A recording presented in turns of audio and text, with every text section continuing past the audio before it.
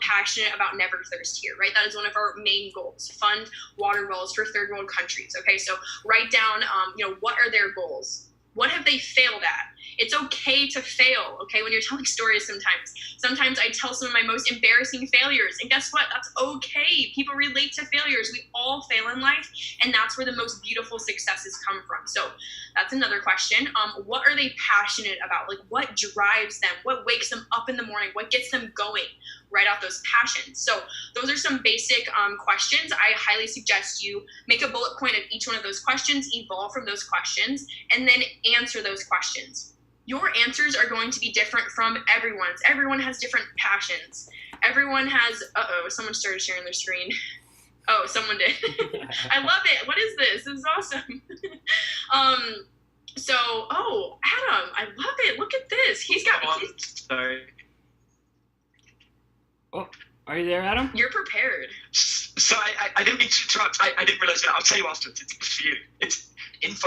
It's an infographic on how to create a story from scratch that's fake. So anyway, it's yours. Use it. Play it. Oh, thanks. Sorry, I didn't realize it would interrupt you. I just wanted to make sure I gave it to you. Thank you so much. I love this. That's awesome. I'm going to use this. I love it. I appreciate it. So with that, with all of those questions, like I was saying, yeah, just write out all those questions. Yeah, sorry about that. No, you're fine. You're fine. You're absolutely fine. I appreciate it more than anything. My screen just turned black, and I was like, "Oh goodness, what's going on? Who's sharing the screen? Who am I interrupting?" No, you're absolutely fine. So what I was saying is just write out all of those questions, right? Like, what are they going through? What are their fears? What are their passions? All of that, and evolve from that. So write down all of those, answer those questions. So for some of those answers, like, what are their goals? For me, like funding water wells, being able to travel, being able to support my family, being able to live a really abundant lifestyle, So answer all of your questions. Write the questions, answer the questions. And then after you have the answers to all of those questions that I just bullet pointed, remind yourself of a story about your answers. So if you got to your 9 to 5, you hated it, and you remember just this vivid point of how much you freaking hated that 9 to 5, go tell a story about it, because you were so passionate about it and you were so driven about it that you remember that story so hardcore. And thousands of people can relate to hating their 9 to 5, guys. It's such a popular topic, and you can get much more deep than that. So what I'm saying is write down these questions, answer them, and then after you answer them, just go to town with your pencil and paper and write all of the stories that you can remember about those answers. So that's the first step, all right? Super easy, really easy to do, lots of fun if you ask me, and I love doing this part. And then the next thing that we're going to talk about is keeping it simple. A lot of us, when we start telling stories or get to the CTA, someone in the chat right now, what's a CTA? CTA, what's that fancy little acronym stand for? All right, CTA, a lot of us think of it as call to action, and we get to that part of the story, or we get to that part of the ad, and we're like, oh, call to action, like I got to offer them something right now, it's coming, and you might like brain fart, or you might stop, or like it may be a little scary. Think of it as this way, call to adventure, okay? Call to adventure, something that invites them into the story, like, ooh, it brings curiosity, right? Curiosity is one of the main it's one of those main human basic needs. Like, we have to have curiosity, like, oh, what's Cheyenne doing today? That's why there's stories, guys. That's why we have Instagram stories and we have Facebook stories. Like, it builds curiosity. It's one of our main basic human needs. So you have to open up that call to adventure. Stop thinking of it as a call to action. That can be intimidating for a lot of us in the beginning. Think of it as a call to adventure. And with that being said, keep it simple. Whatever that may be, when you're writing out your stories and you're writing out your list, just keep it simple. Tell the details and don't go farther than that. Just explain the details, tell your story, get the point across, and end it. I know for a long time I struggled with just rambling. Like, I wanted everyone to know everything. Keep it simple. And here's how you keep it simple. Give them 3 options. I personally only like to give my audience 2 options. I don't even give them another option. Like, no. Just 2. So it's up to you. 3 options is really easy. You can tell them to click, like, subscribe, comment, whatever, but just keep it simple. Hey, Dad, what's up? So keep it simple with 3 things. Let me check my notes to make sure I didn't miss anything. I think that's all I really have for tonight because I really want to hear what Adam has to say, but let me make sure. Oh, I wanted to talk about one of the main reasons stories fail. So if you post a story ad, or you post a story, a video ad, or you post something and you're not getting a lot of engagement, or you're like, what's going on? The main reason it's failing is because there's too many details, or it's too long. So just remember, keep it simple. All right, just to recap really quick. Write out a list of questions that your audience is struggling with, your fears, your passions. All of those things are why. Remember our why we started our business. Write all of those out. And then write all of the answers to your questions that you made for yourself. And then write a list of stories, like as many stories as you can think about your passions or work or whatever. And then write details on how you can keep those stories simple. So if you're doing a video, I suggest 3 to 4 minutes for a story. That's my really good engagement. That's what I've tested. It's really good. And if you're doing ad copy, if you're writing it out, it's different for each person, but 1,000 words works really well for me. So those are my tips. Keep it simple, write questions, make awesome stories, and 3 options. That's what I've got for tonight. Adam, I'm really stoked to hear what you have to say and see this visual that you showed me out of nowhere. I'm stoked for it. Yeah, he's already dropping value bombs, nuggets coming our way, guys. It's insane. We had Will and Paige jump on. Will and Paige, let's go back. First of all, what's your win? And second of all, what's the biggest takeaway that Cheyenne just dropped in your mind? Honestly, I think our biggest win right now is just consistency. Keeping consistency throughout our whole life, every aspect, has been so key for us. And it really helps us grow and strive forward. Yeah, with Cheyenne, storytelling is so important, guys. We've really dived into it the last few weeks. And I practice stories now in the shower, before I go to bed at night. I just sit there and just think of a conversation I had during that day and try and build a story out of it, just so I can get better at it. So I know, Cheyenne, you always drop the value bombs, and when it comes to storytelling, it's so key in what we do. You're awesome every time. I really loved looking at it as the call to adventure rather than the call to action, because the call to action can be so intimidating sometimes. So the call to an adventure, whatever adventure you want, and I think that's a fantastic way to look at it. So that's super awesome. I've heard Paige sit and do videos, and she gets to that point and has failed so many times. I just stop. So I think that's going to help her. She was really excited when you said that, just another perspective. So. Yeah, awesome. Huge copy and awesome to you guys out to getting the funnel into our system so everyone can use the new family funnel. Super excited. Thank you guys so much for doing that. Now that your guys' appetite is wet, I am about to share this one gentleman now. Here's how I found out through the inner circle. I was just eating all of the content, all of the information in that back office to learn everything that I could possibly learn for the first 2.5, 3 years of my online career. And I came across a series of videos from Adam Lyons.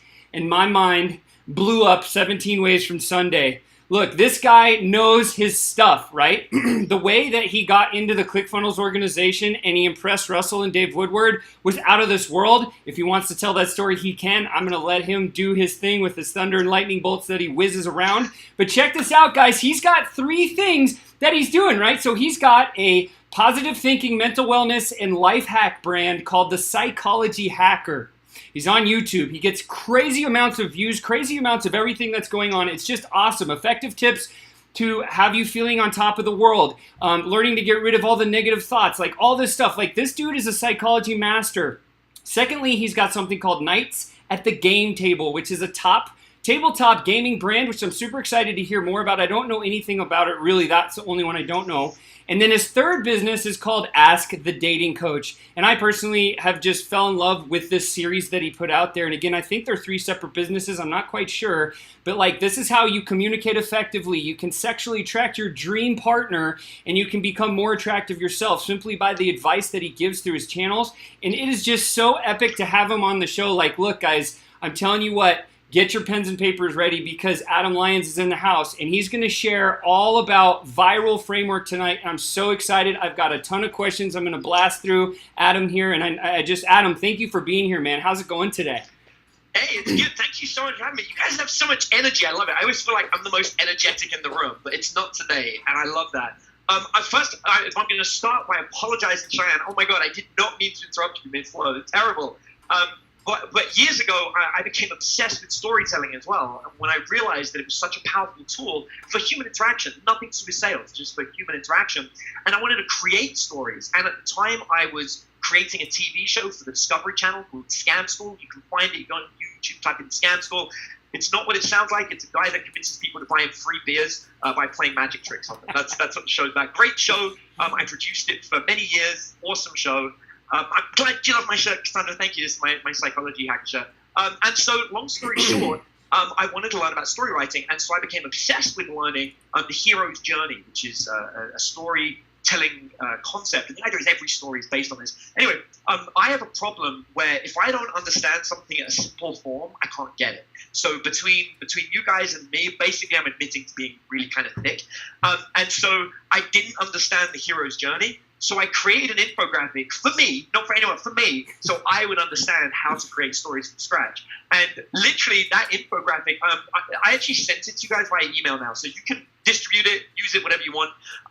But I actually give examples of made-up stories in the infographic where I just pick random elements, put them in, and what you get is a story that you would kind of like watch in a movie. Like, it's literally that level of story because every story is created the same way in essence. All the good stories are anyway. So for those of you guys that like create stories in the shower, you will love this.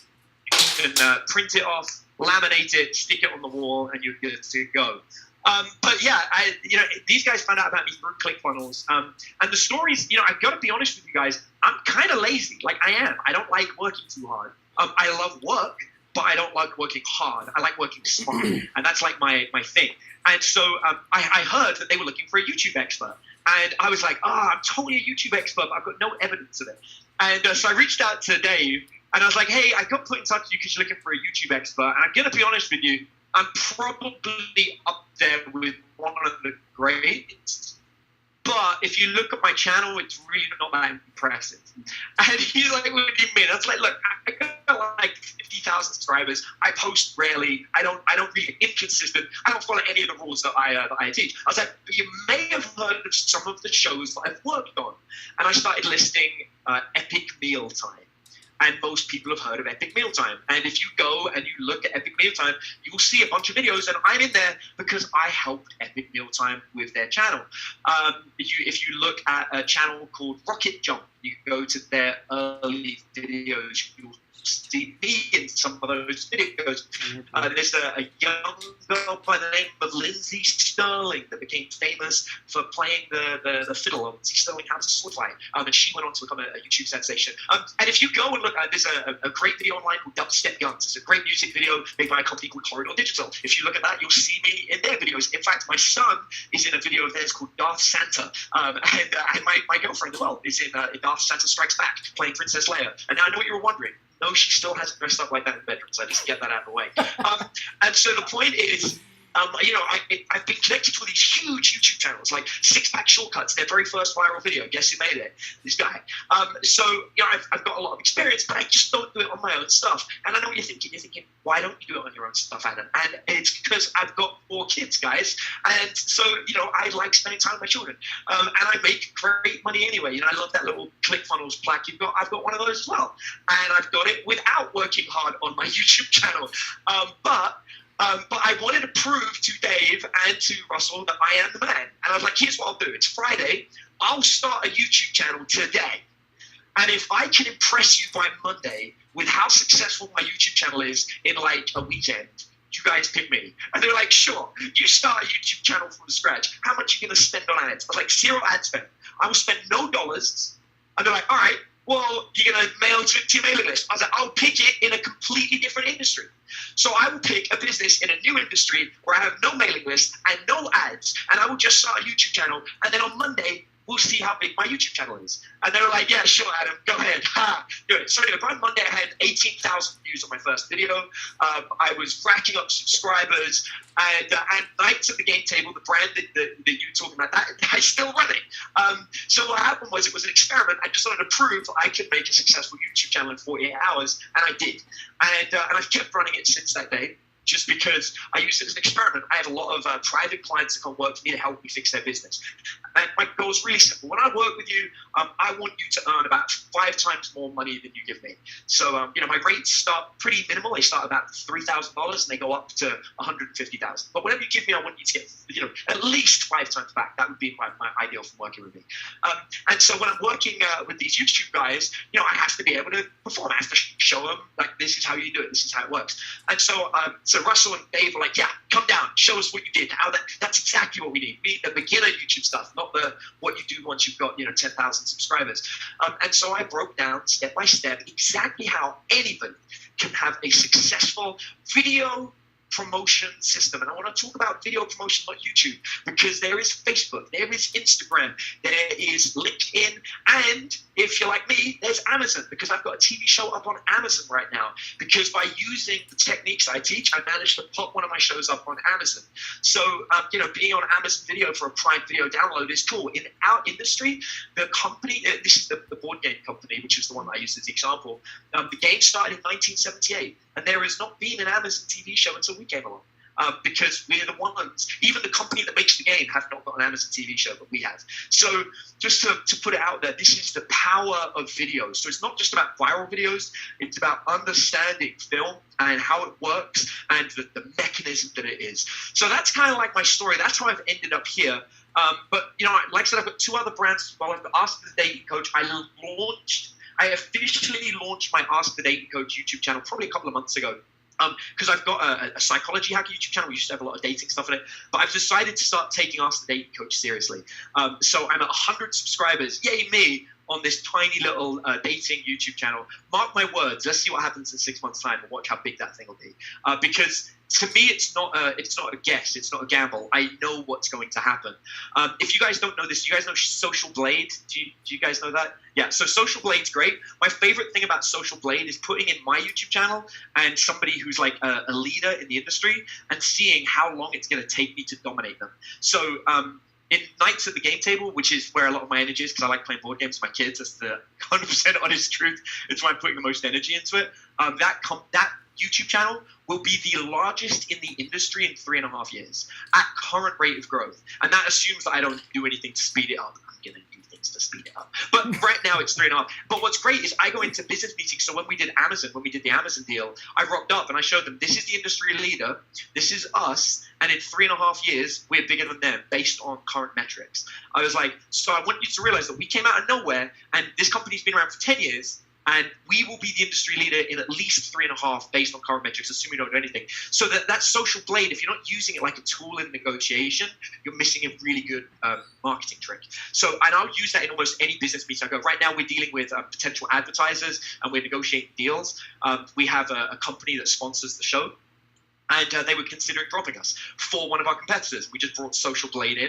We showed them our reach. We showed them their reach. We're already bigger. We showed them where our reach will be in 3 years, where their reach will be in 3 years. And then we said to them, why did you not want to gain more advertising for free? Because we will just be bigger. Why do you not want the bigger audience for the same deal? And they were like, yep, you're right. We've changed our mind. We're staying with you. Cool. So use Social Blade to network is the long short of it. So I know a lot about video. Traditionally, I've worked on feature films. There was a movie that came out recently called Pegasus, Pony with a Broken Wing. I was the executive producer on that movie with Charisma Carpenter, Tom Arnold, and a bunch of other people. So I've done the traditional movie thing. I've done, Discovery Channel TV shows. I've been featured in documentaries. I've worked on these big YouTube channels. I've got my own stuff that I do when I can be bothered to do it.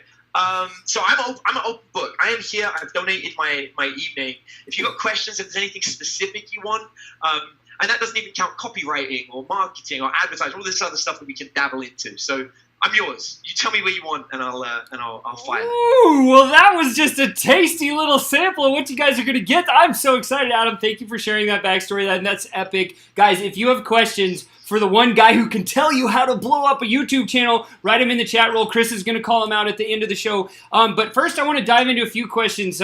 Obviously, everybody caught the accent. By the way, your communication, your link is a little bit choppy, so I don't know if there's any like apps or anything you can close on your computer. That'd be helpful. Let me see what I can do. Yeah, I'm sorry. Yeah, no worries. So my first question is this: like, obviously you're from across the pond. How'd you get to America, and why'd you choose YouTube? That is an absolute great question. Tell me if this improves. If it doesn't improve, I'll try and do something else. But Cool. I think, try and make it a bit better. Okay, so yes, I'm from across the pond. I'm from England. I came across here years ago. The YouTube thing started because I wanted to know how special effects work. And so I became obsessed with learning special effects. And so I would go online, watch YouTube videos about how to make special effects. And I'd always kind of worked in the film industry. I worked in public relations in film for a while. So when I say like my experience is vast, it's pretty vast. I used to work for PepsiCo, KFC, Yum, Nike, some big brands doing public relations and crisis management. And of course, with that, you end up like working in TV. And so I did a lot of that kind of stuff. So that's kind of like where the experience came from. And then, like I said, my obsession with YouTube came, I just wanted to learn special effects. And I became obsessed with viral videos. And then I started working with a lot of the people that were like the original YouTubers that became really, really big. I know the history. I don't know if you guys know the very first YouTubers that were successful hacked the program. They would shrink the videos down to a single pixel, populate a web page with 1 million videos, 1 million pixels, and then send it to a friend who would open it and they'd get 1 million views in a single hit. And that was how the original YouTubers did it. And then YouTube, when Google bought YouTube, they contacted them and said, "We know what you're doing. We're going to give you money, and now you have to make real videos." And that was how the original YouTubers got started. Oh my God. And that was like the first wave. And then the second wave were people that were actually talented. And then you had the third wave, which were the corporations that sort of came in. And then there was the fourth wave, which were the live bloggers who were just live streaming all the time and churning lots and lots of content. And that's kind of, we're moving into a new world now of produced content. So we've gone from scanning and hacking the system right through to now people want produced shows. And it's funny because, if we went back 4 years ago, a produced show got less views because it looked too commercial, because that was off the wave of the businesses that were overproducing everything. But now we're in a position where the businesses can win. And we can talk about like how to produce a show and make it like really cheap and make it look really, really good. There's all sorts of hacks that you can do around that now. But yeah, I saw a couple of questions pop up. I'll let you guys pick and choose which ones I answer. Yeah. So do you want to call him out now, Chris, or should we wait kind of till the end and hit him with all the questions at the end? What do you think? I'd say a little bit towards the end. We still have some more questions coming in, so. Okay, cool. Yeah, so just guys, if you have questions for Adam about anything, now you know what he's all about. You've heard his backstory, and he just told you the history of YouTube. Like, if you don't understand that, what he just said was crazy, dude. I've never heard that story ever. I'd like you to dive in. I heard this when you first moved to California, and the way you were gonna get into YouTube was an epic story that I heard. I was wondering if you could like just repeat that. You know the story I'm talking about? I think so. It's the one where I just started hanging out with the YouTubers. That one. Yeah. So when I first went to California, I really just wanted to get involved and learn about these things. And so I don't know how much you know, so I'll do the real full gory detail. So what happened was I went out to YouTube. There were these YouTubers that were there, and they were doing a free talk. They were inviting people to come and give this. They were going to teach YouTube stuff. And I turned up, and I realized that I wanted to hang out with the YouTubers, but everyone was crowding them. Like, how do we become famous? How do we become famous? So, but they had a guy that was their driver. And so I hung out with the driver and got talking to him about cool food places. And I gave him a bunch of suggestions. And so this driver said to me, "Hey man, do you want to take us to these places?" And I was like, "Hell yeah." And so at the end of this talk, I took these two famous YouTubers plus the driver to a restaurant where we hung out and we ate food and we talked about YouTube exclusively. It was just me and them.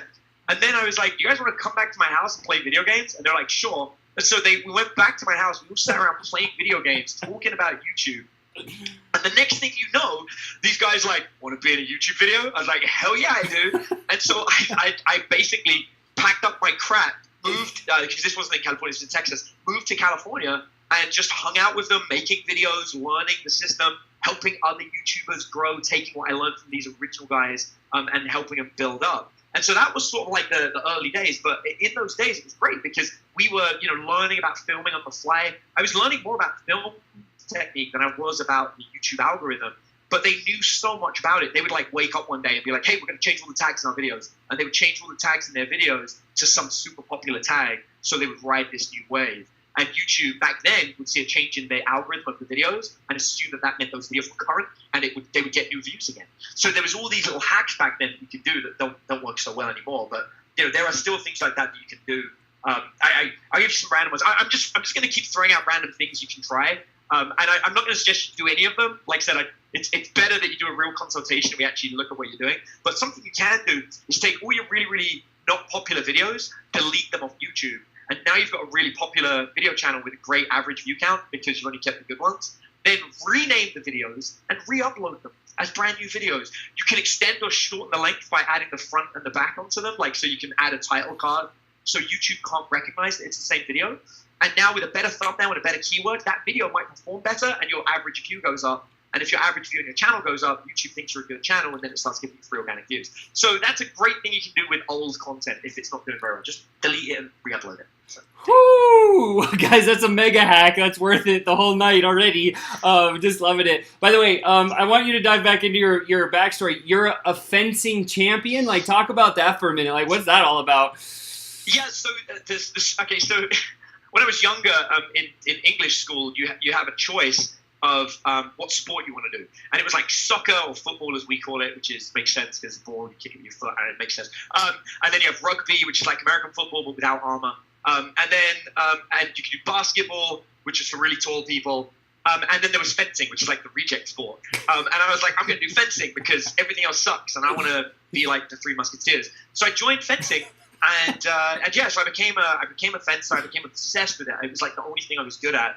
And it's essentially like playing chess on crack, except you get hurt when you make a mistake. It's great. It's like super fast. Someone's trying to hurt you. You're trying to not get hurt. And then one of you got hit and you didn't realize it. And so I competed internationally. I'm not like number one in the world or anything crazy like that. But I once got voted. I once scored and placed, and then I competed in third in London or sixth in Africa. I suppose sixth in Africa is better. Anyway, but that's it. So I did fencing for a while, which I absolutely love. But you'll see this with my life. You know, even with fencing, I got really good at like 2 or 3 moves, and then just did those same 2 or 3 moves over and over again, and rock paper scissors it. And so, but you'll see this with everything I do. Everything I do, I'm going to do it the easiest way possible that's going to have the biggest effect. And then I'm good, you know, because at that point, why work harder? Like, just get it so it's working nicely, and then do something that's interesting, you know. So yeah, that's epic, right? So I know everyone wants us to dive into YouTube, and so we're going to do that here in just a minute. But I just want to kind of know, like, in your world, what's the big thing that Adam's working on right now? The big thing that Adam is working on right now is tidying up all my funnels. Like I said, I'm very good. I have this whole concept. There's a great book, actually, if you haven't read it, Ready, Fire, Aim. Yep. Everyone should read it, Ready, Fire, Aim. But I live by that principle. First, we do the thing. And actually, when I have my business clients, we do this training we've got. It's like a 3-month training. And it's to launch a new product. And every time someone wants to launch a new product, we recommend they basically hire us for this one process. And it's 3 months. And the whole concept is I have a thing called 48 hours, 3 months a year. And it's when you have a new business idea, you have 48 hours to make $1. If you can't make $1 within 48 hours, the idea is officially shit and you have to give up on it. Then, if you can make $1, just $1 within 48 hours, congratulations, you have a business because it made money. If it doesn't make money, it's not a business, so give up. So, but if you can make $1 within 48 hours with rapid prototyping, so it's speed building, then you have 3 months to decide if you enjoy making the $1. So for the next 3 months, you'll keep trying to make the $1 and seeing how often you can make it and increase the pricing and make it a really good offer. And then at the end of 3 months, you ask yourself, did I enjoy the last 3 months? If you did not like the last 3 months, then you stop doing it. And what's cool about this is you give yourself permission to quit. I know so many people that start a business, 6 months later, they're not making enough money, they hate it, they don't like their life, but they don't want to quit because their friends will make fun of them. Like, they're not friends. Just screw the business. Give up on it. Give it 3 months. So I do a project for 48 hours, I make $1. If I make $1 within 48 hours, I'll do it for 3 months. If I do it 3 months and I love it, I'll do it for a year. At the end of the year, my final question is, did I make enough money for this to be worth it? And that's my model. And so we help people with the 3 months. We help them do that launch and get to a point where they're making money from it and ask themselves if they like it. And so, oh yeah. Yeah, that's just so cool, man. Like, that's such a cool model. Like, it's just wham, bam, here's the results. Let's get it done right in your face. I think that's awesome stuff. What would you say is the biggest challenge you've encountered with the endeavor? So what I'm doing is I'm tidying up my business. I'm basically going back over all my things that were 3-month projects and like, okay, I should probably, let's actually write that email rather than just take a template. Okay, let's, wow, that link doesn't go anywhere. We're doing that kind of stuff. And so the hardest endeavor, honestly, was firing my operations manager, if I'm real. Because I fired my operations guy because I basically went back to this stuff. Like, I have a COO, and I was like, wow, man, you didn't tidy up any of this work. He goes, no, you just come in like a fucking tornado. You make stuff, you make money, and then you leave me, and then you come back like 9 months later, right? And I expect it to be tidied up and clean. And he's like, oh, well, and I'm like, you're fired. And he's like, what? And I was like, you're fired. I'm done. Like, you're just done. I hired a new COO. And I said to him, I was like, listen, the last guy got fired because he didn't go in and tidy up the mess that I made. I'm a messy puppy that is profitable. Your job is to unmess my stuff without making it not profitable. So, yeah, that's what I did. I fired him. And it was nice. I mean, don't get me wrong. He's actually a really good friend of mine. And we gave him a 3-month severance package. And, you know, he's great. He's having a great life. He's like, his only job is he has to help us out with links if we need them, or like passwords and stuff. So he's really good. I love that everyone's like, I'm a messy puppy. I'm totally a messy puppy.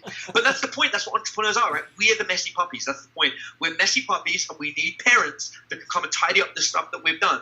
Now, Cheyenne, I'm jealous of you because your dad literally is there somehow. I don't know how that works. I assume he's just like trying to live off of you to get back some of the value that he brought in raising you.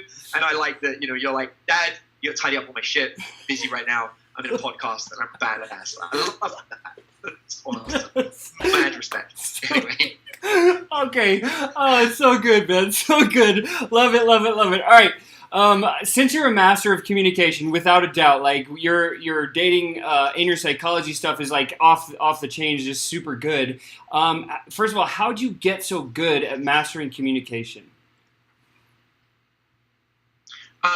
So I cheated. If you can find your boyfriend, easy, shine. There's so many, piece of cake. I kind of cheated. There was a great TV show called Lie to Me. If you haven't watched Lie to Me, you have to.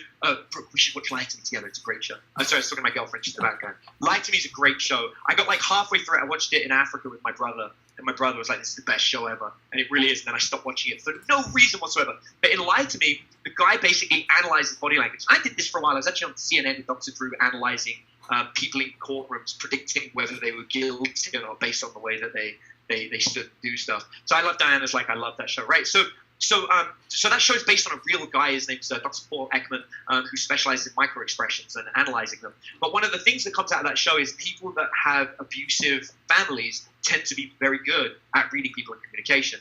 So I won't go too deep into it in this, but let's just say that I have a secret advantage that makes me very good at communicating. However, because also I like things being really simple, and communication, I struggled with it until I was 26 years old. I wasn't good at it. So I had to learn how to do it. So everything I do is structured. So for example, like I said, I'm normally the one with the most energy in the room. I am not today, but that's fine. I'm cool with it. But because of that, people think I'm extrovert, and I'm not. I'm an introvert. You sit me in a dark room with some paint and some tiny little figures. I would sit and paint models all day for hours, then for days. I'll just lose my life because I'm a complete nerd. However, I have an extrovert switch, and I switch it, and then everything is pre-programmed. Everything's like, oh yeah, I'm going to tell this story. Every story I've told today, I've told 1,000 times before. Every action that goes to that story, I've done 1,000 times before. It's all repetitive. It's all motions. But I tweak it as well. If the story wasn't good, I'm like, oh, that's not really good. I got to change it a bit. And so that becomes part of who I am. And so everyone... Yeah, so Diana's saying, like, I need to find my extrovert switch. And that's how you find it. You find it by practicing. And what happens is people tell you, you're an extrovert. And I'm like, sure, why not? I'll be an extrovert today. But the reality is I'm not, you know. So, like, before this thing, so, like, I was excited to chat to you guys, but also I was like, how do I get out of this? How can I keep watching The Flash? I'm watching The Flash right now. I'm like, how can I just keep watching it? And I'm like, no, Adam, twist the switch. Put the switch on. Go be an extrovert. Help people. And actually a big part of that is, like, knowing your motivation. When I work with my executive clients, it's like one of our highest level programs we have. We work with CEOs and we help optimize them to be better, to, you know, run their business better, like to be comfortable firing people when you need to in a nice way and be friends and doing all that kind of stuff. And our highest level CEO program, a big part of that is working with people and getting them to find their true why. Like, why do you really do this? Like, everyone's like, I need to make money. Yeah, whatever. Like, what is your actual why? Why are you doing it? And for me, I like helping people. And so that's my why. So it gets very easy to become an extrovert if I'm not extrovert, no one gets help. If I'm extrovert, I can help everybody. So, and you saw it, like, when Cheyenne's talking, I'm like, oh, I've got this cool PDF I'll give for free. Oh, no, I shut down the whole chat. It's not my intention at all. I just wanted to help people. Let me apologize a lot for it. And then what else can I give away for free to make people feel like I'm helping them? Because I like helping people. So know your why, and then you're great. You've got your extrovert edge. Oh, it's so good, man. That's so good. Guys, you heard it first. Know your why. That's the key, right? So I love it. I love it. I love it. All right, let's dive into viral videos because this is what everybody wants to hear. Let's start with your history. Like, tell us your first experience of you building a viral video, what it felt like, what was it, how did it work? Yeah, tell us about that. Sure. So my first, I mean, it's tough because I worked on other people's viral videos first. So I had experience of seeing 20 million views go up. If you Google Skyrim Badass on YouTube, you'll see my hands in that video. That's my hands. That was my first real experience of like going viral, I suppose. There were other videos I'd been in before that had a lot of views, but Skyrim Badass was huge. I came up with the concept for that video. I basically scripted about 90% of it, and then it's my hands that you see in the video doing all the sword fighting and the Frodas, all that stuff. That's me. But what happened is, so then when I did my first, I tried to do viral videos on my YouTube channel. It's for dating. I had a dating channel at the time. But dating has a problem with going viral because you have to make fun of it if you want to go viral, because humor goes very well with dating and sex. But my dating advice is very real. I don't like doing humor because I don't like making fun of a situation. It's actually pretty serious. And so I had this, I was the block. And I'll give you this lesson for YouTube. If you want to be good in videos, you got to understand that sometimes that means giving up integrity if you want it to be good. Now, you don't have to do that, but if you don't do that, other people are going to exceed people that are willing to give up their integrity. So you do have to weigh up, like, what is more important to you? Is it more important that you are somebody who has integrity or somebody that is successful and has lots of views? I've learned that you can be rich, have little views if you do it correctly, and you don't need to lose your integrity. So that's what I tend to do. So that's why my channels don't tend to be massive. I tend to focus on niches. I tend to focus on being real. And I hope you guys can see I'm quite a real person. I like being real and honest and clean. This is who I am, and this is all I'm willing to do. But also I like money. And so that's the route I go. And if you can give up this idea of viral videos, that's great. However, sometimes that's why I like working with other companies. Other companies will pay me money to make viral videos for them. And that's hysterical, because that means I'm going to get paid. They're going to get millions of views. I'm going to get the credit. And whose integrity goes? Theirs. That's hysterical to me. Like, I crack up. I once had a guy pay me, dude, literally pay me $25,000 to ruin his reputation. And like, I said to him, I was like, hey, if we do what you want to do, your reputation will be destroyed. And he went, I'm okay with that. What? And I was like, let's do this. So if you want to find out what that is, he ended up on a show in the UK. Piers Morgan. I helped create that English women are unattractive as far as he's concerned, and that you have to go to Europe or America if you want beautiful women. And he said that statement, but I gave it to him as a joke. I was like, I don't know, man, if you really want to go viral, you should probably just say that all British women are ugly or something because you're British and that would be funny. And he went, I'm going to do it. And I was like, I'm joking. He goes, how much to help me do this? I was like, I mean, my fee's $25,000 for consulting at this level. And he went, let's do it. I'm like, done, dude.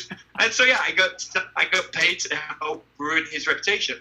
And he was totally cool with it because he didn't want to live in England anymore. And he moved to Russia. And he married a beautiful Russian woman. And so there you go. That's the story. But the point is, if you know, you've got to weigh that up. And you've got to work out, like, what is more important to you. But just remember, you do not have to have lots of views in order to make lots of money. Okay, dude, you're just filling it up tonight, man. It's like every single one throwing darts. I love this. I love it. I love it so much. All right, next question is this. How did you learn there was a pattern, like, to actually building a series of videos that would and then eventually go viral? So I learned there was a pattern because I think everyone was looking for it back in like 2006. Everyone wanted the pattern, and so we wanted it to exist. And then the trick is the pattern changes all the time, so you have to be up to date. The pattern for last month is not the pattern for 6 months down the line. So you got to realize that the pattern changes a lot. But I first learned a pattern because someone taught it to me, and then I worked out a pattern. So like right now in my business, I have 2 patterns I've invented. One of them is for Google ranking, like for my blog.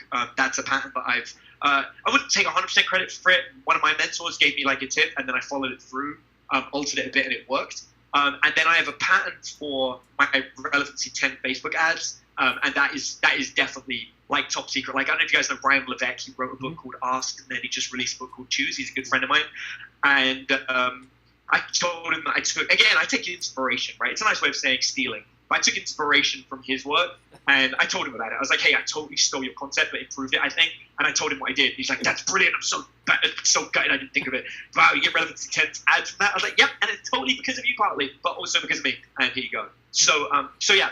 So I'm constantly looking. But the thing is, for me, I'm always looking for patterns. And that came about because of the dating stuff. I was like, what is the pattern? Why do some people get rejected and some people not? Why do some people have happy relationships and some people have angry relationships? What is the pattern? And at once I became obsessed with that pattern, and then I found the original YouTube patterns, and now I just assume there's a pattern to anything for human behavior because, patterns are essentially responses to instinct, and we all have instincts. So anyone that's like, I trust my gut, congratulations, you trust your instincts, which means it's a pattern. And if I can learn at what point you trust your gut, I now know what you're going to do at any given point. And this is something we use in fencing. Actually, 2 years ago, I went to a place where I still do a little bit of sword fighting, and there was a guy there that's never beat me in a fight. And he challenged me to a sword fight because he trains all the time, and I never train. You know why, guys? Because I don't like working too hard if I don't need to. And so I turn up, and this guy, I'm losing muscle mass and putting on weight, and really just enjoying being a dad. And this guy's young and fit, and he's got muscles, and he's all like this. And we start fighting, and the guy beats me 3 times in a row. He's like, "I beat you, yeah." And he's laughing, and everyone's like, "Oh, Adam sucks now. This guy's great." And I'm smiling, and I was like, "Yeah, but you'll never hit me again." And he went, "What?" And I was like, "Oh, you thought that was the fight." I was like, "I just wanted to see what you've learned over the last few years. You've got a pattern, and I know it. You now will never get to hit me." And he went, "Sure, whatever." So we have another fight, and I won. And then I won, and then I won again, and then I won 12 times in a row. And then it got funny because then I started pointing to where he was going to hit and then blocking it. So I'd go bing, bing, bing, bing, bing, block. And he would get really frustrated. He's like, "How do you know where I'm going?" I was like, "Because you're fighting on patterns. You're not thinking about anything you're doing, and if you do a certain move, you're going to end up at this other place. So I can just ignore you for a while and then just defend there." And he was like, "This is so upsetting." But that's how human beings are. And once you learn that pattern, I actually watched a boxing match the other day between 2 women. It's really cool. One of the women looked like she win. She was a pro champion. And the amateur won. It was a great video. Get around. You guys know that fine. Basically, so the fast lacking around the outside of the arm and couldn't get a clear hit. And because of whatever reason, the pro couldn't figure this out. And you could see the pro was trying to go faster, but it was all about a hook versus a straight. The straight left has a shorter journey than the long right, so they couldn't physically be faster. And so you could see the pro going faster and faster and trying to do it, but it was traveling a longer distance. It's like a race between 2 cars, and one of them just doesn't have to drive as far. And the pro couldn't work it out, but when you watch the video afterwards, I was like, oh, I see exactly what's happening here. That's hysterical. If the pro had realized, all the pro had to do was throw some right straights, and it would have been a totally different match. But they were trying to do their power move, right? So anyway, this is how human beings are, is what I'm saying. So when you learn the pattern, everything's easy. So even your business has a pattern. I'll give you guys a pattern in your business. I guarantee you this. Whenever you get frustrated with your business, you don't think, I'm going to do something completely different. You think, I'm going to do more of that thing that works. Because that's what all human beings do. So, for example, if you're really good at Facebook ads and you want to make more money, you don't think, I should learn LinkedIn ads. You think, what are better Facebook ads I could create? Because we all do that. We all stick with the thing that we know. And so that's why, you guys brought me on as a video guy. But when you said, what are your wins? I was like, well, I've got this really cool thing going on Google. I've got this Facebook ad that I'm really happy with. And I think a lot of people are blown away that why the hell is the YouTube guy, the video guy, talking about these other projects that have nothing to do with YouTube? Because, guys, I've worked out what I'm doing on YouTube. I don't need to work on that anymore. That's been done. But when you find these experts, you'll find they always talk about the specialty that they've got. And it's one of my weaknesses as well. I don't have a specialty. I have a well-rounded tree. It's like a round bush. And that's the point. So, you really want to start thinking outside the box. Think, what else can you get good at once you get good at something? Anyway. That was awesome. All right. Next question. All right. You said something in a training that I watched that absolutely just floored me, dude. You said, this was the phrase. You said, remember why people share. You said the number one reason people share content is because they want their followers to think they're smart, cool, or funny.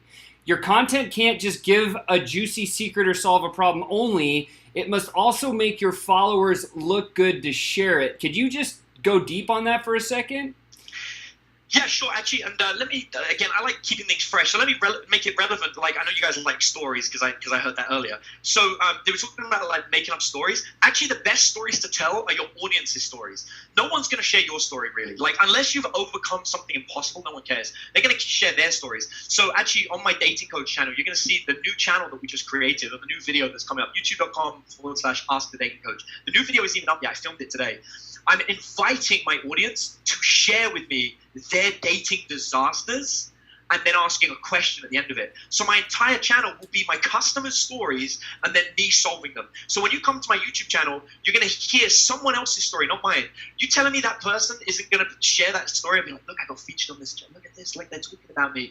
And other people are going to hear the story and be like, that's totally what happened to me. Look, Martha, that's the same story I had. And that's the whole point. By telling these stories, it's going to make the video more interesting. Because if you don't have a dating problem, you're not going to come and listen to the dating advice. But you will come and listen to somebody's terrible story. You think about how many times you share memes or videos of someone's bad dating story and you laugh about it. So now I've got an audience bringing me these stories, these devastating stories of their life.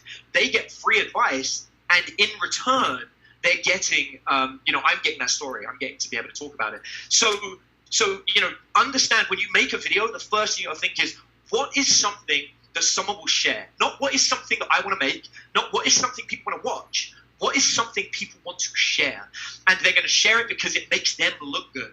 One of my mentors has a great phrase, which is, remember, people share things that either make them look good or tell others who they are. And this is really important. If you make a video with a statement and you're like, this is what it means to be an internet marketer, internet marketers are going to share that. They're going to listen to that and they're going to say, oh yeah, that is exactly right. That is exactly who I am and what I do. Somebody just said, yeah, absolutely. So I'll take it from the top. So basically, people, when you make content, do not create something you want to create. Do not make something you think people want to watch. Create something that people want to share. And what they want to share is something that they believe will make people feel, think that they're cool, like something that makes others think that they're great because they shared it, or that tells other people who they truly are. Because it's a way of us being like, yeah, I am that person. I am going to show that so everyone around me knows this is who I am. That's why people wear T-shirts. Like, for example, like, right, I don't know your name at the moment. Chris, is that you, Chris? Yeah. The glasses. Right. So you're wearing blue blockers, right? That tells me something about you. So even just from knowing you, I already know that you're someone that focuses on your mental well-being. You look after yourself. You're somebody that wants to make sure you get good enough sleep. You believe that the blue blockers are a powerful tool that are going to do that. And that tells me you've probably got the night mode switched on your phone, right? Your screen switched to the orange light towards the end of the day, right? Yes. Right, see this? I shouldn't be able to know these things about your phone and computer, but I do, just because human beings follow patterns. And you can look at someone and you can start reading those patterns. So that means if I make a video about the importance of reducing blue light and an increase in intelligence that's linked to it, you're more likely to share it. Not other people, but you are. But also, so are everybody else that wears blue blocking sunglasses. So that tells me so much about my video creation. I know this stuff's kind of spooky because it's like, why is he reading my mind? But that is the key to understanding viral videos and understanding why people share things. So when I create a video, I'm always thinking, what is my audience and what do they want to share? And I create content specifically for the audience that I want to share. So, for example, if I'm creating internet marketing videos, just say, for example, I'm assuming you guys are internet marketers. If I want Chris to share it, I'm going to create it about the dangers of blue light and how it can impact your bottom line in your internet business. Chris is going to watch that video, almost guaranteed, and highly likely to share it because it justifies and fits in with his own ideals. However, if I want Cheyenne to share a story, then I'm going to need to shift it, and I'm going to have to talk about the power of stories and how you've got a million. Like imagine this story, right? Imagine if I said, there is a secret treasure in the internet marketing community, and it is holding millions of dollars, and no one knows where it is. It's a hidden treasure chest that is buried deep down inside, and in order for you to find it, you have to go on an adventure. And I'm going to tell you right now, I'm going to spoil the whole thing. This would be a cool video if I did the whole thing, because I'm telling you that treasure is hiding inside your own stories. And because you never share your stories, the treasure trove can never be found. And so we're going to go on an adventure together to become pirates to look for the secret buried treasure in your business, right? I just made it up as I was going along because I feel like that's the kind of thing Cheyenne might want to share. And so when you're creating videos, I'm creating them based on not just my core audience, but the micro niches in my audience that I know exist. And then we'll like share it. I hope that explains it a bit. That was insane. Cheyenne, what's your response to that? I want to go find the treasure right now. Let's go on an adventure. Let's go. I'm ready. Whenever you want to go, let's do it. Go on an adventure. That's epic. Exactly. That's awesome. Call to adventure. Okay, so I want to dive into the creation of your framework that I know. I want to make sure that it's still relevant, right? Like, because Adam has this amazing framework that I learned, and I just love it to death. It goes keyword videos, viral relevant videos, and then collaboration. I was wondering if you can walk through that process very slowly. I can actually pull up a document if you want to go through it. I got a picture, that little picture of the... No, I got it, and I'm going to tweak it because it's evolved since you've seen that. So the first thing you do when you're making a YouTube video is you're going to make your keywords. So you can do your keyword research. One of the best keyword research tools is actually just the YouTube search engine. If you just start typing in your keyword and seeing what the #1 choices that come up as relevant choices, that is now one of the best keyword tools. You could use SEMrush. There's a bunch of others, but I actually like the YouTube search engine right now. And nowadays, since we film that, long tail keywords are better. So finding the longer videos, the longer titles, people tend to be a lot more specific with what they Google. So don't worry about trying to dominate story selling. Try and dominate how to use story keyword. So if I was to probably make that video, how to make more money with video stories via Facebook. And guess what my next one would be? How to make more money with video stories via YouTube. And my next one, you guys get it? That would be it. But then I'd mix them up. So I'd have other ones like 3 storytelling tips that make you more money. And then it might be like 5 storytelling tips that make you more money. 3 storytelling tips that get you more customers, right? So, and I would look for these and see which ones are relevant, which ones are higher. And I'd make a whole list of these things. And then I'd chop and change it so it's not just the same keyword one after the other, right? So they look like I'm varying it. Now this is one of the biggest tweaks. So that's step 1. That's going to go crazy. You upload those videos and you're going to get a ton of views. That's going to happen. But the next step is make them episodic.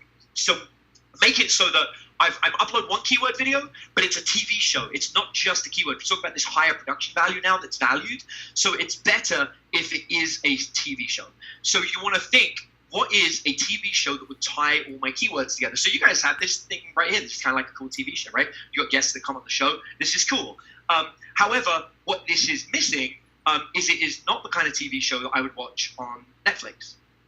So then I would ask myself, what does it need to be the kind of TV show that I would watch on Netflix? And then I would think, okay, how can I create that? How can I make that work?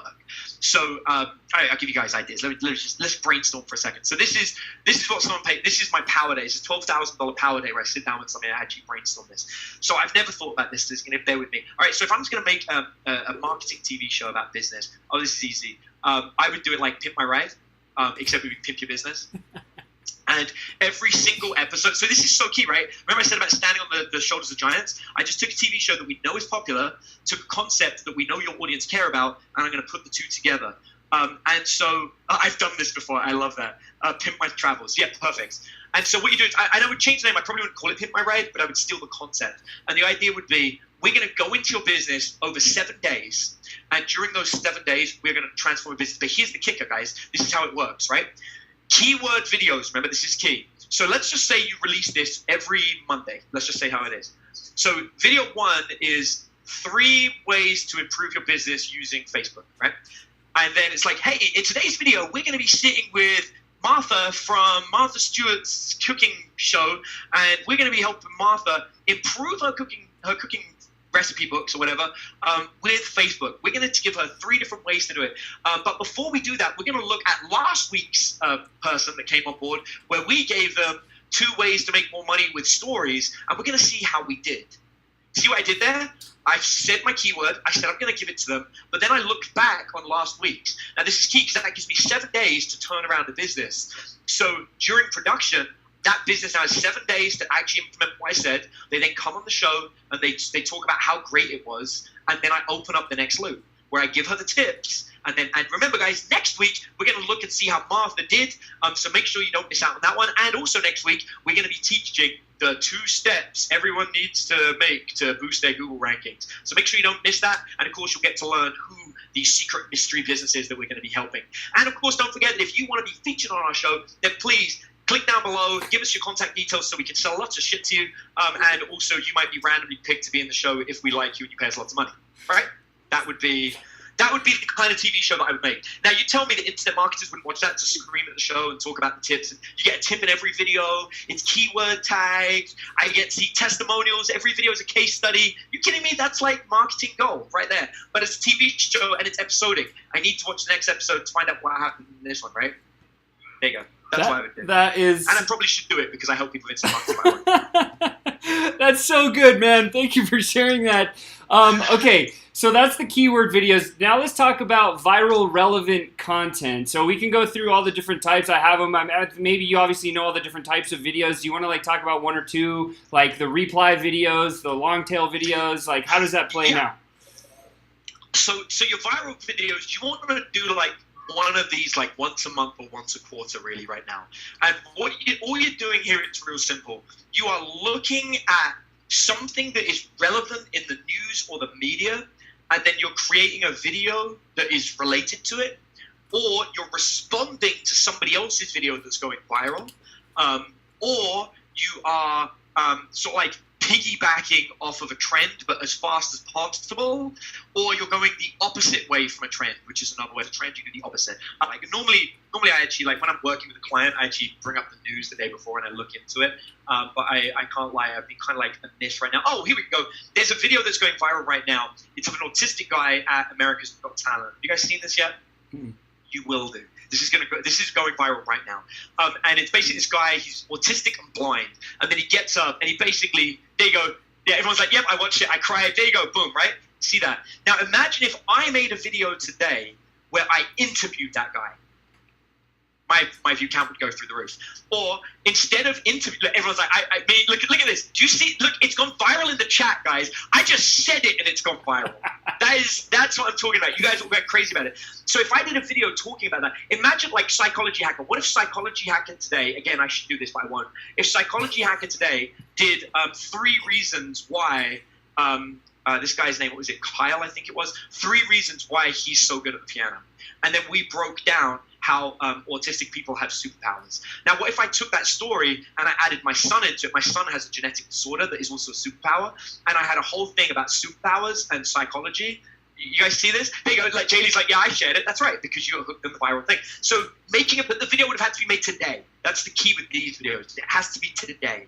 You've got to ride the wave from the day it happens and share it, and that's when you're going to rack up those views. So that's your viral video. You do that once a month or once a quarter, and you're just constantly looking and waiting for one of these moments and thinking, how can we relate it to our business? So, for example, as internet marketers, you could make a video today commenting on why that video did so good. And you can be like, hi, in today's video, I'm going to break down why this video from America's Got Talent went viral when all these other 20 contestants, no one cared about them. If you want to learn how to go viral in your business, then make sure you watch the video and, of course, download our free guide and give us all your details so we can sell you things. There you go. Is that good? It felt like that was good. That's so good, dude. Guys, if that was good, write fireball in the chat because that was a super fireball coming at you. All right, so you guys heard step 1. Long tail keyword videos, right? And make it into kind of a TV series. Step 2, viral relevant content about once a month. Now, step 3, Adam, please break down collaboration videos. What are they? How do they work? So collaboration videos are real simple. You pick someone who's got an audience, and then you do a video with them, and they do a video with you, and you basically pop them on each other's video. An even better way is to do part 1 on one of yours and part 2 on the other one. That's another way of doing it. But you're basically reaching out. Now, the problem with collaborations is everyone's like, man, if this one person made a video with me, I would be successful. Get that out of your head. Instead, find people with a similar view count to you, a similar subscriber count, and do collaborations with them. Because what happens is that's how you grow. If you've only got 100 subscribers, find 10 other people that only have 100 subscribers, and you just gain 900 potential new subscribers. Now you're at 1,000. Now go out and do a deal with a bunch of 1,000 subscribers. Now you're at 10,000. See what I mean? That's how this works. And no one does this because everyone's like, how do I work with a guy with 1 million subscribers? Stop that. Start working with the guys with 20,000 subscribers. Go with the younger ones. And also, anyone who has 10,000 subscribers or less, by the way, you can pay them money to be in their videos. Like you could just for 10,000 subscribers or less, most people would accept a couple of $100 if they've only got 10,000 subscribers. So hey, I'll give you $200 if I can be in your video. that's brilliant, guys. I hope you caught that one. But like Adam, can you break down like how do you start that conversation? What does it look like? Like how if someone has 1,000 views, yeah, it's easy. If you've got the same subscriber base, it's hey, do you want to do a collab? Because they want your subscribers as much as you want theirs. So that's easy. It's not even difficult. You can go to VidCon and meet them in person. You can reach out. Most people have like, contact me via this thing, and you can just contact them via it. But you'd be surprised at how well money works. Like money is like I'm doing a collaboration right now for my Warhammer channel. It's my board game channel, and I'm working with I don't know the #1 miniature painter in America. #1. Like, not like a guy who's good, the best. Now remember, my wargaming channel is not the biggest yet. We're going to be in 3.5 years, but right now it's not. But we're already working with the #1 painter in the world. You know who's not working with the #1 painter in the world? The guy who is the biggest YouTube channel. Why am I working with the #1 painter and he isn't? That's because I reached out to the #1 painter and realized he didn't have many subscribers. And I said to him, do you want to do a collaboration? And I'm bigger than him. And he went, yeah. Yeah, I do. You know why? Because he's the best painter. He's not the best YouTuber.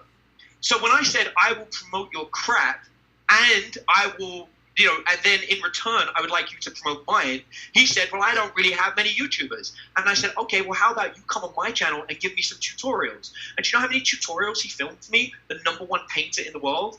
Yeah, he filmed 20. So I have 20 videos from the #1 painter in the world on how to paint miniatures that I get to upload because he went, wait, every time I make a video for you, you're going to promote me? I was like, yeah, absolutely. But then the difference is I got him to create keyword painting tutorial videos, not just because he was just like, oh, people always want me to make a tutorial. I'm like, yeah, but I want you to make these specific 20. Do these things.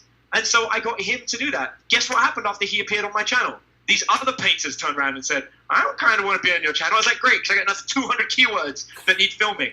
Did I mention, if you watch my Warhammer channel, go to youtube.com/nights at the game table. I'm not on the channel. It's the best thing about my YouTube channel. Do you remember I said I don't like working? I'm not on it. Other people are on my channel, not me. And I just get the views and subscribers and the money. It's brilliant. I don't have to be on it. And then so I walk into like gaming shops and people are like, you're that guy from Nights at the Game Table. I recognize you because you're in the intro. Right, because I'm never in the videos. I do a video once in a while when I feel like it. That's so crazy. That's amazing, guys. I hope you caught that. So the collab videos, how often do you do collab videos? Like, what's the strategy? As often as you can.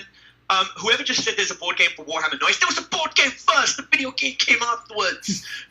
Anyway, so I mean, you want to do a collab as often as possible, but you don't want your channel to just be collaborations. So like once a week's great, once a month's fine, once a quarter's okay, once a year is better than nothing. Yeah, totally. That's awesome. All right. I will jump in. There is so this explains. So my channel's got like 20,000 subscribers. I started it like just over a year ago. I technically started it earlier than that, but I was just holding on to it. I wasn't doing anything. I just liked the name, and I do that. I sometimes like sit on things. But anyway, so a year ago is when I sort of like got really serious about it, or maybe 18 months at this point. I got really serious. And the largest guy in the industry has 350,000 subscribers, so it's really not a lot, right? Because it's a small niche. But I got a friend of mine who has a video game channel with 2 million subscribers, and he wanted to play the board game, but it's expensive. So I told him, I will buy you an entire thing of the board game, the whole thing, all the miniatures, everything, which is $700, which isn't a lot of money, but it kind of is a lot of money if you don't do it. I was like, if you will play it on your YouTube channel, and he did against me. So I got to be featured with a 2 million subscriber channel to bypass the biggest, simply because I gave them some money. And you'll be surprised how often, and gifts are better than money often, right? But the trick is you got to give them something they want. So I knew this was something you wanted. So I was like, dude, I would totally buy you everything for it if you'll put me on your YouTube channel. They were sure. So that is epic. Oh my gosh. All right, so I have 2 more questions. Before I go to my last 2 questions, I want to go to Chris, and I want to get your guys' questions answered. This has been so much gold, Adam. I'm so excited. Chris, come on out, man. What are some of the questions that everybody else in the audience, the Digital Geniuses, want to know? Yes, your time has come. Sorry, I just saw the board game question. All right, first question is, I want to know how to grow my YouTube channel to thousands over a weekend. I'll do whatever it takes. Just give me the steps.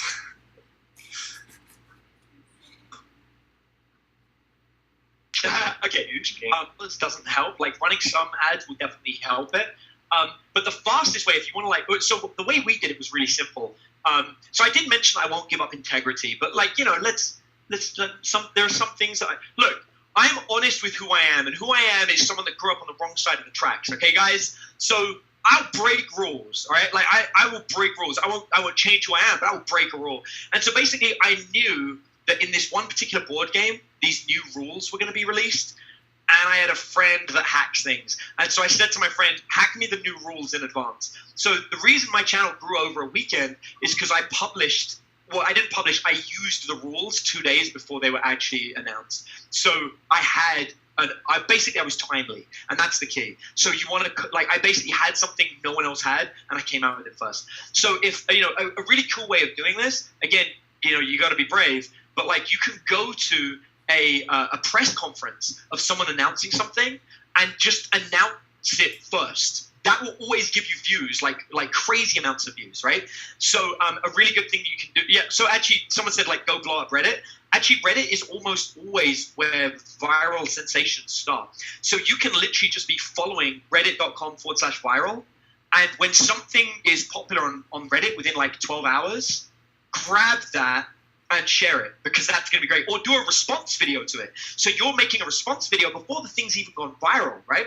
And you can do this in your niche as well. So you can look at the Reddit for your industry, and whatever has become popular for the last 5 hours, and you'll see it starts to rise. You're like, all right, I'm going to make a response video to that thing. And now you're almost announcing it. You're like, hey, there's this really cool thing that's happening in real estate right now, which is this thing. And I want to tell you everything about it and break it down for you. So that would be a good video that would do really, really well. And then you could even post that in Reddit and be like, hey, I was blown away by this top commenter's thing. I made a video breaking down all the elements for it, right? So that would always do well. Yeah. In that 12-hour period, you're like, hey, in the first 12 hours, if it hits X amount, then how do you at what level do you know that it's big? So if you just watch Reddit, if you watch your subreddit for a week, you will see what the value is in your subreddit, because all the numbers are different. This is why I said don't worry about millions, just worry about the relevant number. So if you know that no one ever gets 200 upvotes, and then suddenly this one video has got 200 upvotes, now instantly jump on it, make a response video. What happens when someone sees content they like, they tend to want to know more about it, right? So just giving people more information about that thing is huge, right? You think about Game of Thrones has finished, and there are still people creating articles breaking down the 7 things you didn't learn from watching Game of Thrones season 8, and everyone's watching it because they're just clamoring, they want more information, right? So what you don't want to do is if your industry has nothing to do with Game of Thrones, you start writing Game of Thrones articles. No one gives a to it. But if you're a musician, it would be really cool to piggyback off the back of that America's Got Talent thing, because you're a musician and you can really talk about it. You can explain this is why learning music is very easy. You can have a whole video about how they've discovered that actually even in Alzheimer's people don't lose the ability to sing and perform music. That's a study that came out recently. So you could link those two things and be like, boom, that's my cool video about music. Right? So that is a really good way to piggyback it. And that's how you could get thousands of views over a weekend.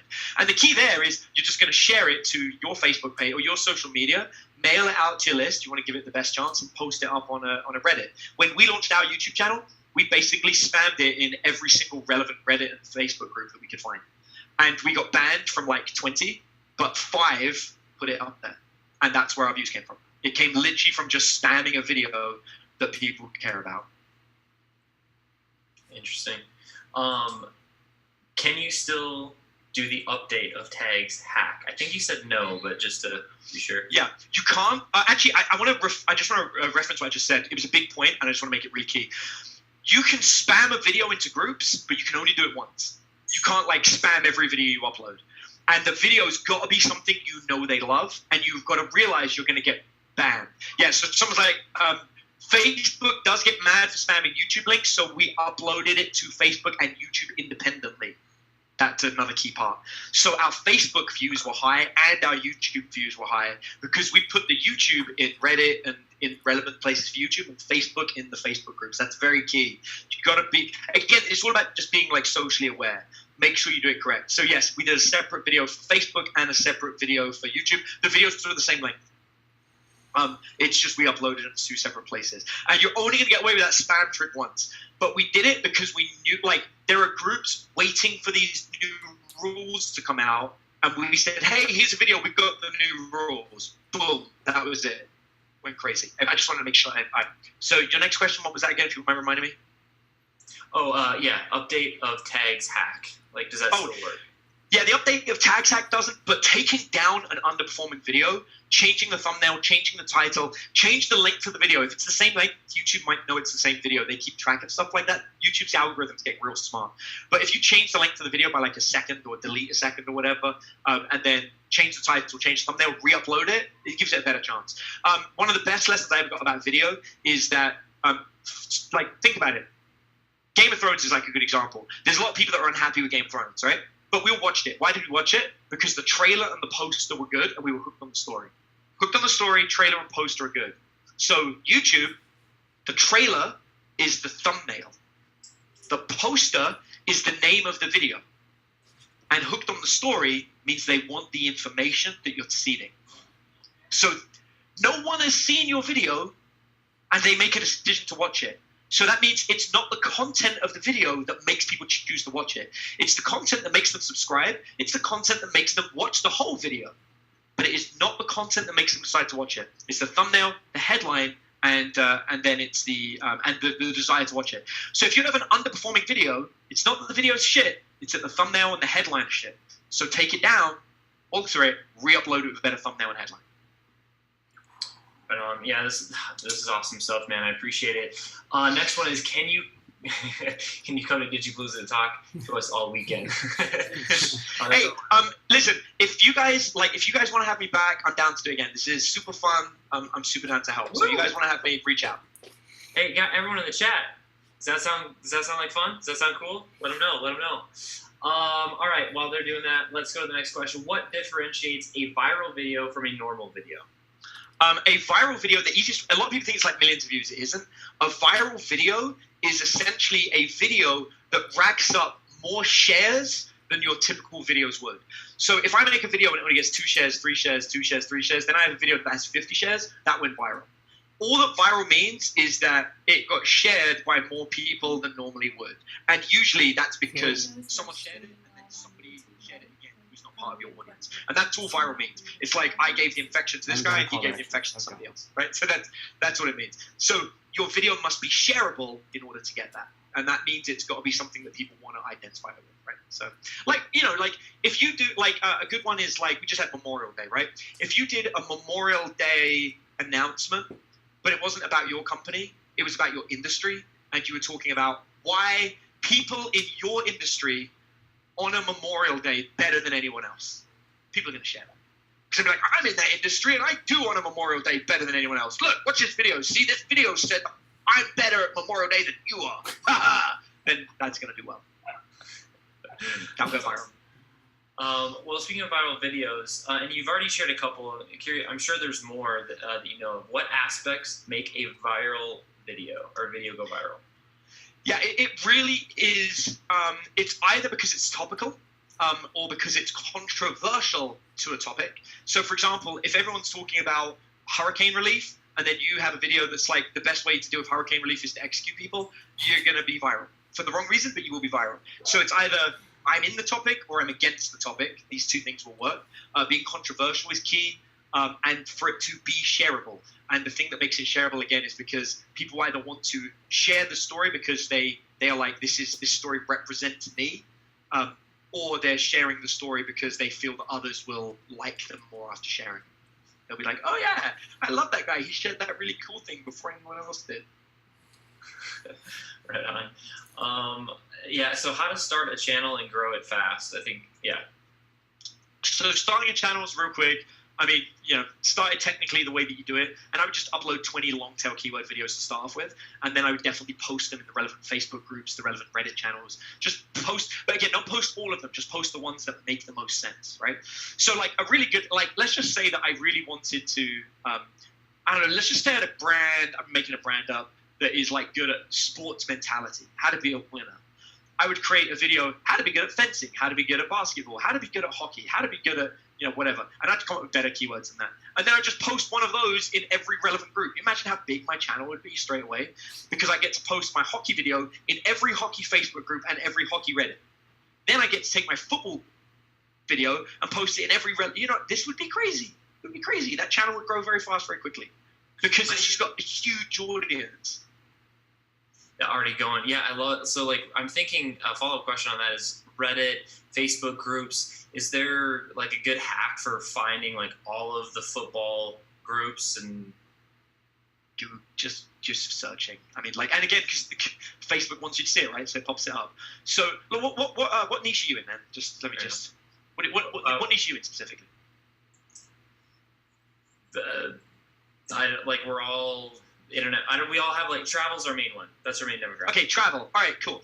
Okay, so for example, I don't know anything about your YouTube channel. Have you done 5 things you need to know when you travel to insert country here? 5 things you need to know insert country here. Have you done that? For every country you can think of.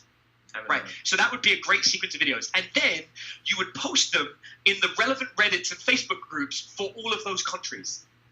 I just gave you over 200 videos you need to make right now, just to show you the amount of work you've got ahead of you. But can you imagine if, like, not only that, the 3 places you have to Airbnb when you stay in Croatia, the 3 Airbnbs you have to stay at when you go to Paris, the 3 Airbnbs you have, oh my God, those alone would go crazy. And we could post them in Airbnb groups. We could post them in any relevant group. We could find, local youth hostels and post them there. Like, these would go crazy. And now imagine if you had a free guide for each country around the world. So you had a guide for everything you need to know about Croatia, everything you need to know about, and each of these videos ends with, by the way, you can download my free guide on the 5 things you have to know about Croatia before you go there at www.mytravelblueblockingwebsite.com. So I keep saying blue blocking because my friend, do you know James Swanwick? James Swanwick's like a really good friend of mine. But yeah. Okay, he's a really good friend of mine. So that's yeah, exactly. So he's like a really close friend. So actually, before James does any media appearance, he phones me and gets me to tell him what to say, because that's a big part of what I do is like media management. So that's why I know James. But yeah, I do a lot of like helping people come up with video content creation and what to say when they go on TV, like real TV, like the news or whatever. But anyway. But like, dude, imagine that. So you've got download guides for each individual country. You've got blog posts about each individual country that has the download guide. You've got videos for each individual country on the hazards of the country, the best places to go of the country, the places they have to stay in Airbnb, the places they have to visit, how much money they should bring and what they should spend it on, where they should go shopping, shopping lists. I mean, this is a ton of video content for every country. And you get to spam one of these videos per country in every country group. Your channel will be huge, as Donald Trump would say, huge. Yes. Yeah, I love it, man. That's really helpful. So I heard just go search, because Facebook wants you to find the relevant groups for the thing, and then how to be specific and go viral with long-term keywords. Type in travel. Yeah, go on Facebook and type in travel Croatia and see how many groups come up. And that's just Croatia, just on Facebook. Got it. Perfect. Yeah, that's really helpful. Okay, what are your top 3 ways to monetize a YouTube channel? Number 1, I've learned that it really sucks to try and sell things directly to YouTube. It is better to have a 3-step approach to pull them off.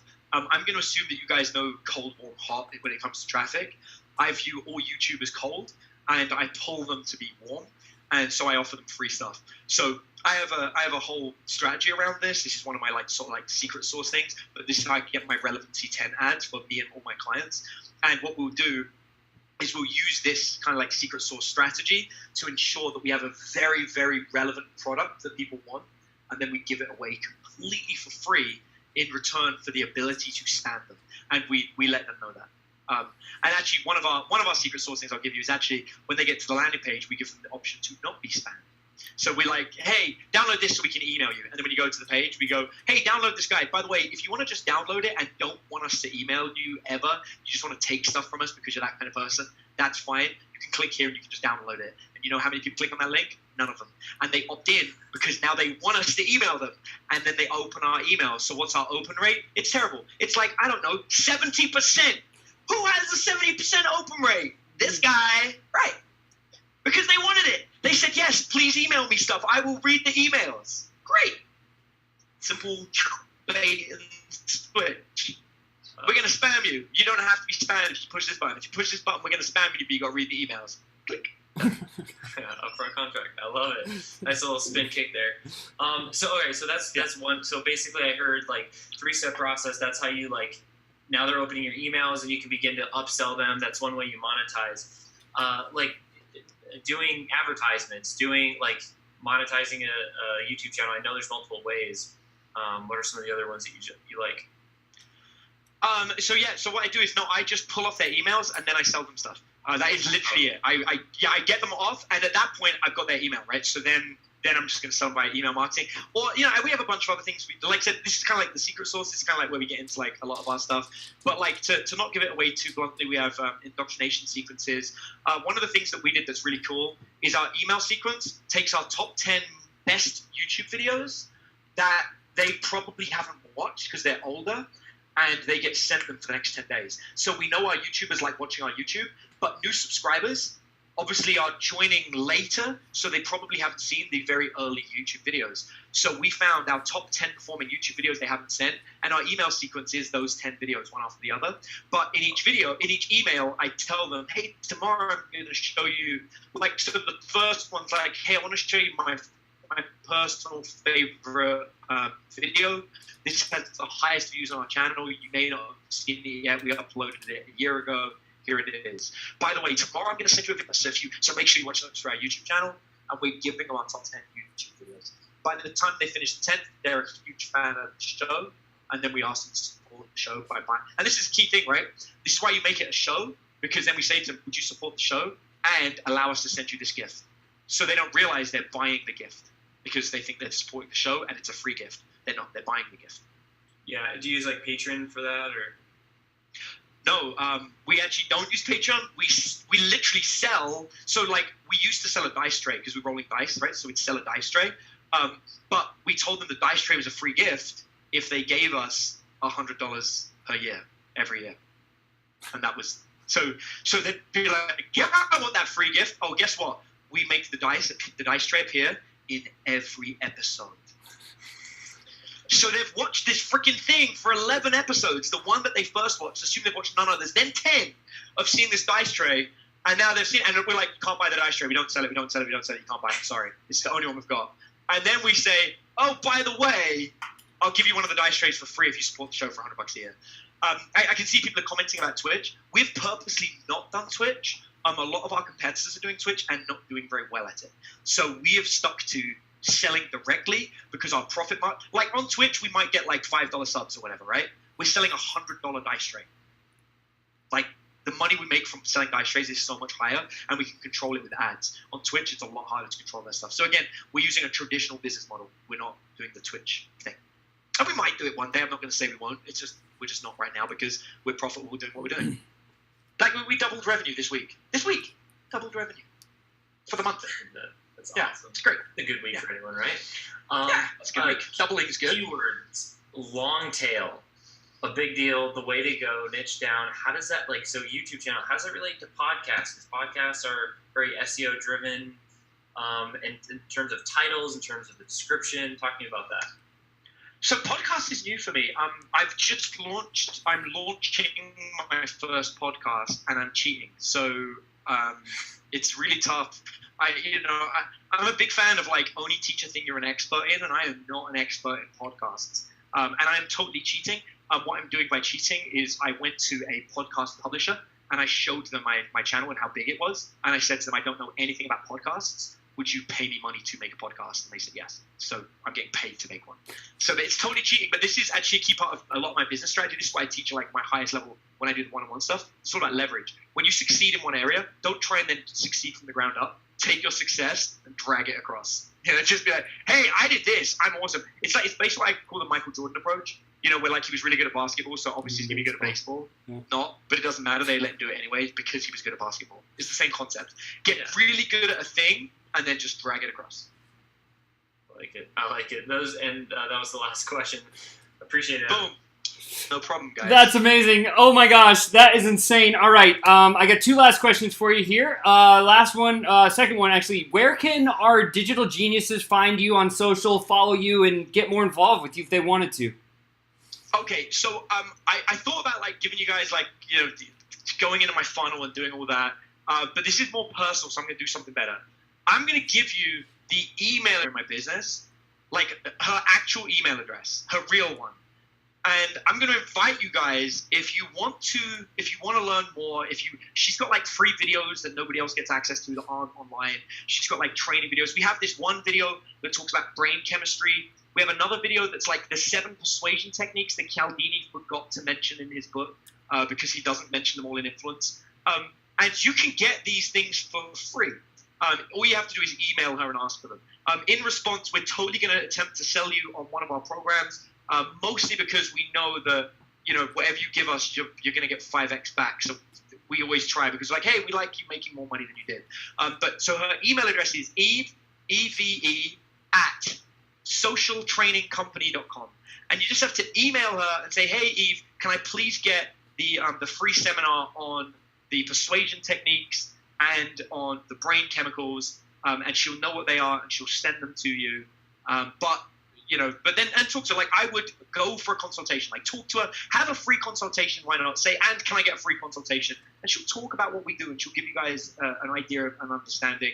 I think most of the guys that are doing this, like, you either want to do the 3-month product launch thing, where we can do that. You may want to do a power day. The power day is where we take a full day and we help create an entire YouTube strategy for you and a video strategy. I mean, you saw, like, I took a minute talking to Chris, and I was like, hey, these are all the videos. Right, I gave him like 200 ideas for videos just by telling him where to go. What I didn't do was tell him how we'd find out the best countries, the best ways to hit, actually coming up with the TV show with him, working out ways that we can film it. I would use leverage as well. I'm just going to show you guys by helping Chris to show you what we can do for you. I bet there are a ton of travel bloggers that don't have any money whatsoever, but they want to be travel bloggers. I would have them video content and send it to you, and you pay them like $20 a pop or $50 a pop. We can work out what that amount would be. Not a lot at all. And you would have B-roll that you can put in the videos. You could have them do the travel, but then you speak over it. There's so many cool things you can do like that would look like you're traveling all over the world, but you're only spending $50 and you're getting, one travel blogger could make 3 videos for $50 by just answering 3 questions for $50, but you break it up into 3 different keyword videos. So you're really only paying $17 per video or something. There's so many ways, and this is the kind of stuff I do. I come up with ways that you can have a very cool TV show on a very cool budget that doesn't cost a lot, but is epic, that goes viral, that is long lasting. And we can even talk about how you can get on Amazon and those other kind of places as well. So that's the kind of thing that I would suggest. The power day, it's a bit more expensive. It's $12,000 for a day, but it does come with 3 months of follow-up, where for the next 3 months, if you've got questions, you can be talking to us. So it's pretty cool.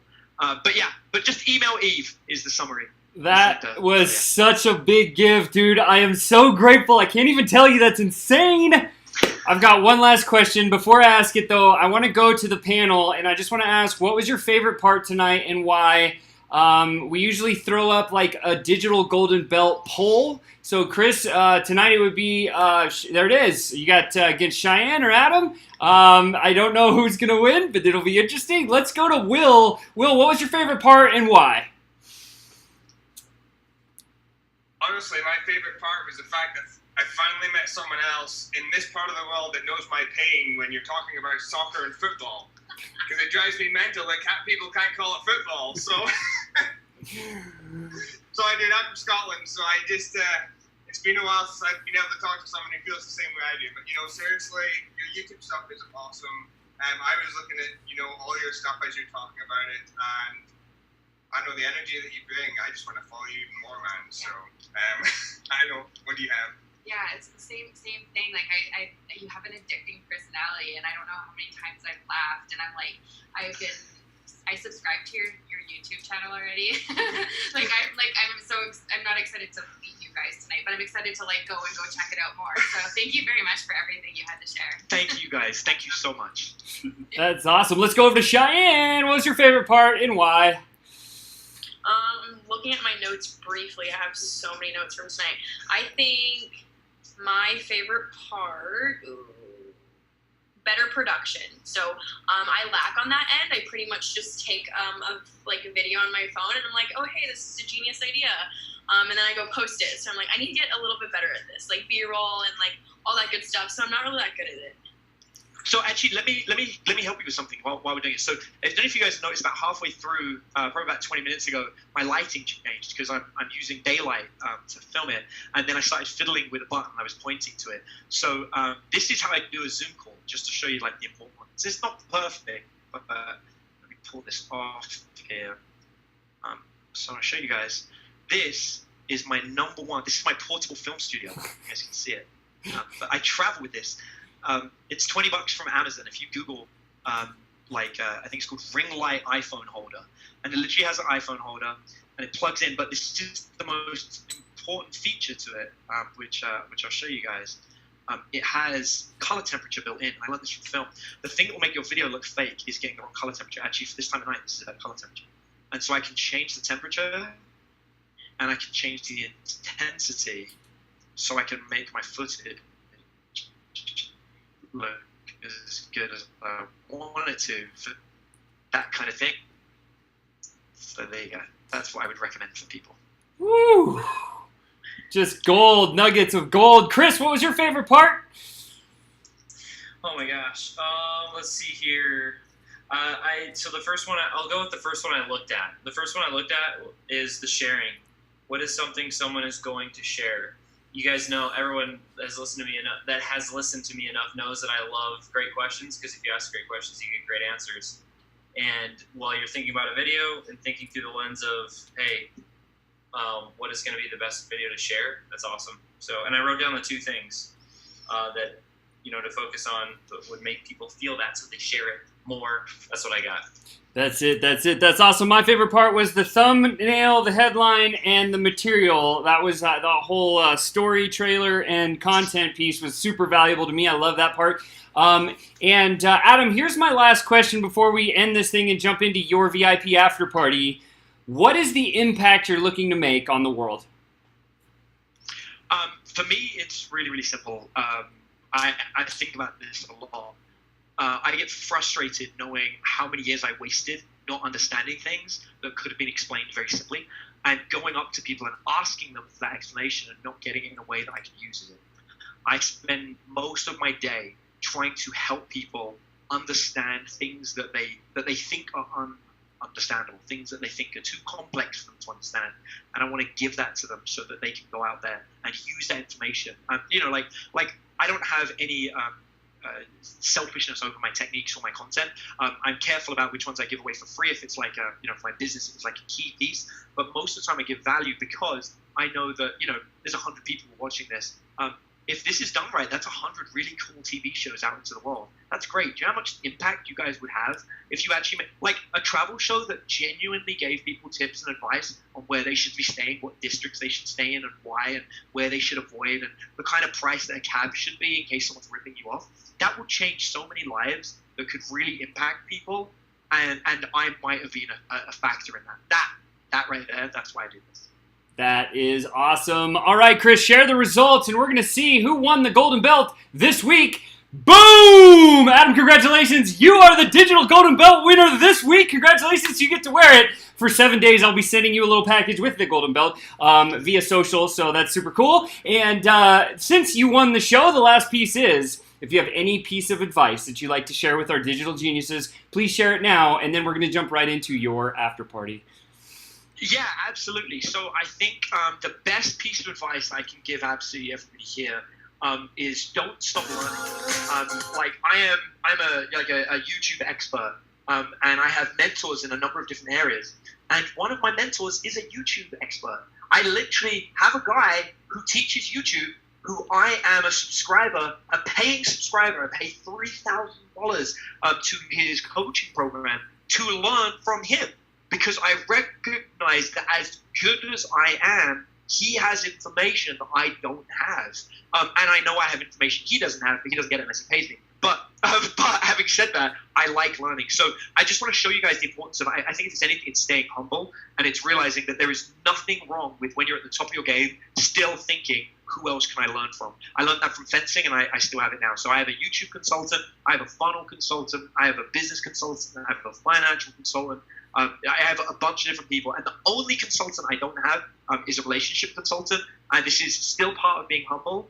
However, in my field in dating, I'm regarded as number one, and I truly just don't have people to go to. And I've tried. I tried hiring a coach a few months ago, and they just didn't tell me anything I didn't know, and then asked me for advice. But if I found a good one, I would go to them. But that's the point. Find people that you can look up to and you can learn from, even when you think you're at the top. Keep looking. That is it, guys. If you enjoyed that, definitely go follow Adam because he's amazing. Definitely, I've been following him for years now, which is awesome. And check this out. I actually put together a really kick-ass document for all the digital geniuses based on his content. We will be sharing that in the unit section on our private Facebook page for you because you are a digital genius and that's who we care about. So you're welcome for that free gift that's going to be coming out very soon. And again, guys, thank you, Adam. Thank you so much for being here, and we will definitely catch you in the after party. Everybody have a great night. We'll talk to you guys later. Bye-bye.